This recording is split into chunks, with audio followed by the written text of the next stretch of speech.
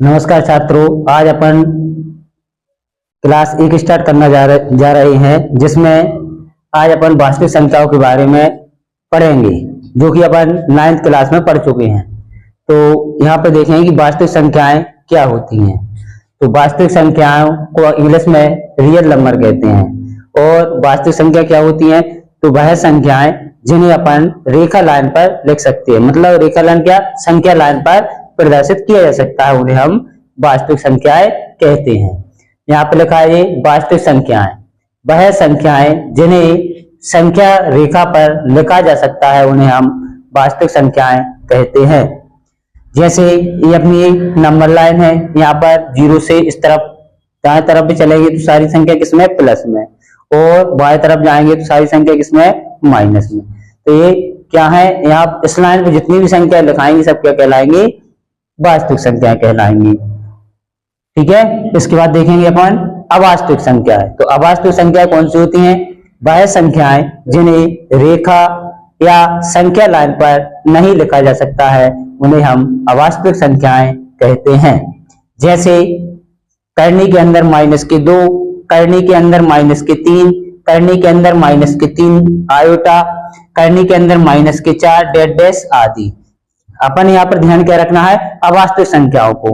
मतलब अवास्तविक संख्या कौन सी होती है? जो रूट के अंदर माइनस में हो, वो होती है अपनी अवास्तविक संख्याएं। अब इसको अवास्तविक संख्याओं में देखेंगे, अवास्तविक संख्याओं में कौन कौन सी संख्याएं आती हैं।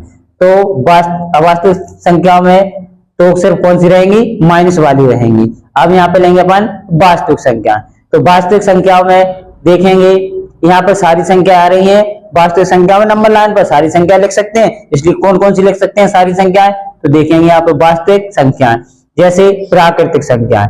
प्राकृतिक संख्याएं पूर्ण संख्याएं, पूर्णांक संख्याएं, परिमेय संख्याएं, अपरिमेय संख्याएं और दशमलव संख्याएं। यहाँ पर प्राकृतिक संख्या किसे कहते हैं? तो वे संख्याएं जहां से हम वस्तुओं को गिनना प्रारंभ करते हैं, शुरू करते हैं, उन्हें हम बोलते हैं प्राकृतिक संख्या। तो वस्तुओं को अपन कहां से गिनते हैं? 1 से। जैसे कि अपन ने लिखा है यहाँ पर एग्जांपल में 1, 2, 3, 4, 5 डेड डैश अनंत तक। तो प्राकृतिक संख्या कहां से गिनी जाती है? अपनी 1 से गिनी जाती है। 1, 2, 3, 4, 5, 6, 7, 8, 9, 10 डेड डैश अनंत तक। तो ये क्या होती है? अपनी प्राकृतिक संख्या।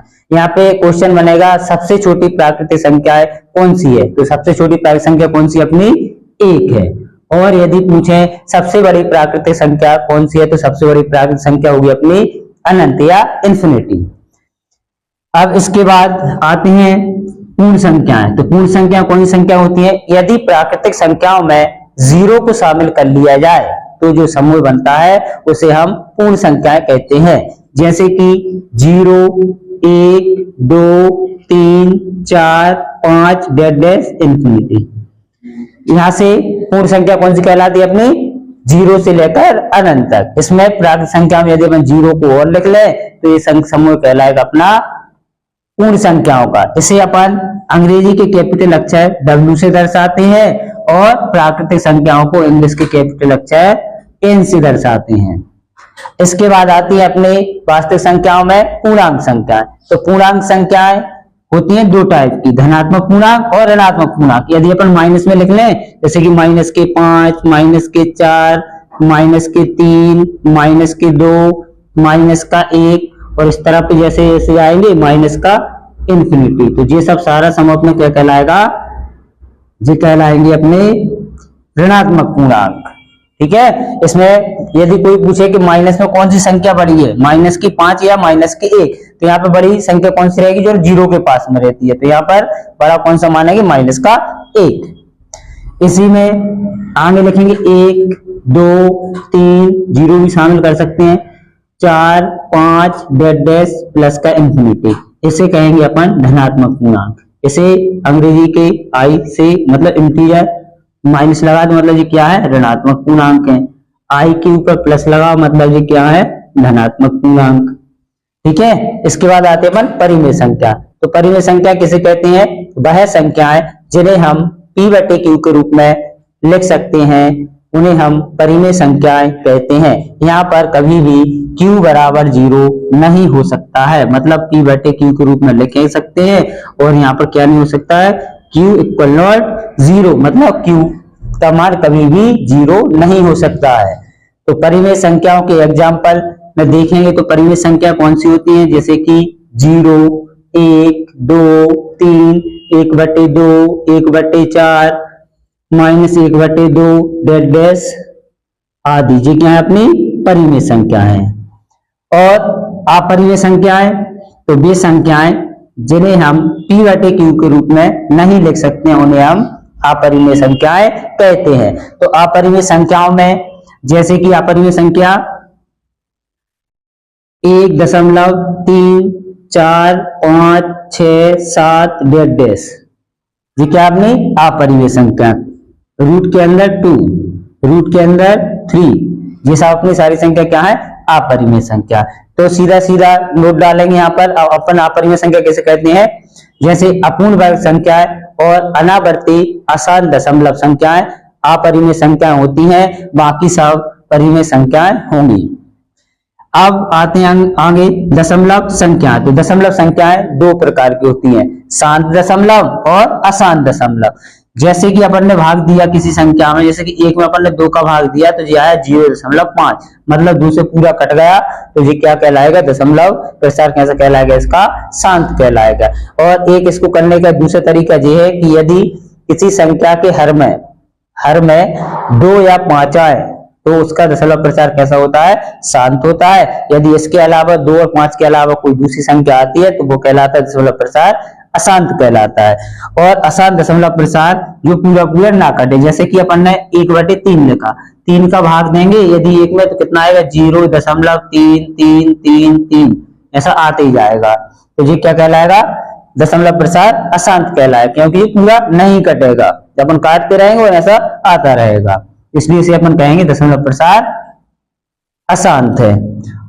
और इसी टाइप का एक जैसे कि 22/7, 7 का भाग दिया तो कितना आएगा, 3.14556, ऐसा लगभग ऐसा आता जाएगा और नहीं कटेगा। तो यहाँ पर कैसे आ रहा है, 3 आ रहे, इसे बोलेंगे अपन आवर्ती अशांत दशमलव। इसे क्या बोलेंगे, 0.3।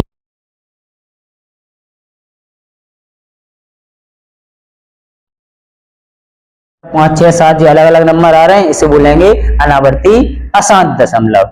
इसी प्रकार आगे चलेंगे तो अपना पहला चैप्टर है वास्तविक संख्याओं। अब वास्तविक संख्याओं में कुछ अपन क्वेश्चन लेंगे। तो यहाँ पर प्रश्न दिए हैं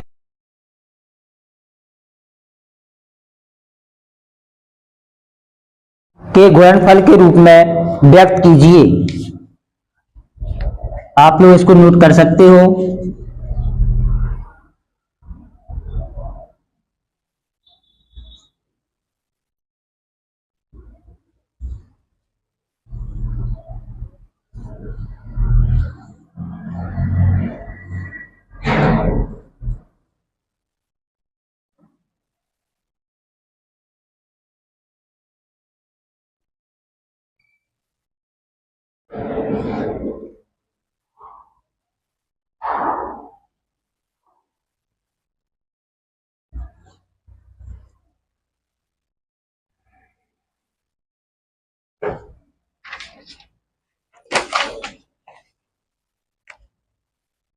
पहला प्रश्न है, निम्नलिखित संख्याओं को अभाज्य गुणनखंडों के गुणनफल के रूप में व्यक्त कीजिए। तो पहला प्रश्न है इसमें 140। तो इसके अपन क्या करना है, अभाज्य गुणनखंड।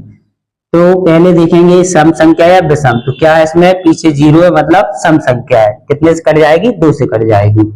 2 से काटेंगे तो 2 सत्ते 14, 0 का 0।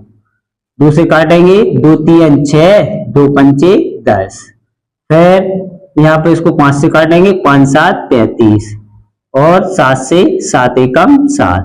तो 140 के अभाज्य गुणनखंड क्या हुए, तो लिखेंगे 140 बराबर 2 गुणित 2, 2 पर कितनी बार आया, 2, 1 और 1 2, तो 2 पर 2 की घात।